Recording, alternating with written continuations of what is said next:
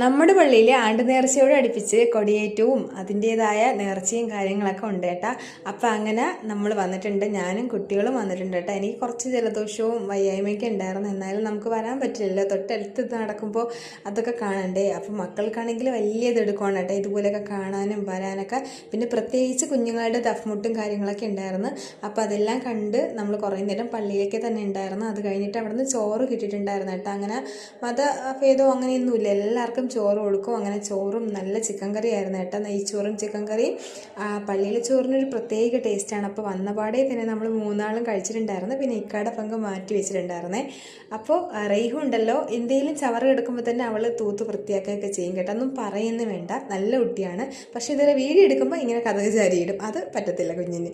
അപ്പോൾ എന്താ അങ്ങനെ ഇരുന്നപ്പോൾ കുറച്ച് നെല്ലിക്ക ഉണ്ടായിരുന്നേ, ഉപ്പിലിട്ടതിൻ്റെ ബാക്കിയായിരുന്നു. അപ്പോൾ ഞാൻ അതിൽ കുറച്ച് ഇഞ്ചിയും കുറച്ച് പഞ്ചസാരയും ഒരു അര നാരങ്ങയൊക്കെ പിഴിഞ്ഞൊഴിച്ചിട്ട് ഒരു ജ്യൂസ് ഉണ്ടാക്കി.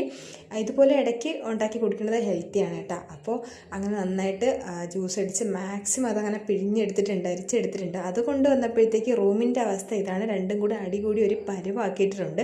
പെണ്ണോ ആണോ അങ്ങനെയൊന്നുമില്ല കേട്ടോ, സഹോദരങ്ങളാണോ അടി കൂടിയിരിക്കും. പിന്നെ എന്താ അതൊക്കെ ഒന്ന് സെറ്റാക്കിയിട്ട് അവർക്ക് ഓരോ ഗ്ലാസ് വെള്ളം കൊടുത്തേട്ടാ, അടിപൊളിയാണ്. അങ്ങനെ ഞാനും മക്കളും കൂടി കുടിച്ചു. അപ്പോൾ അത്രയേ ഉള്ളൂ. Tata bye bye, see U.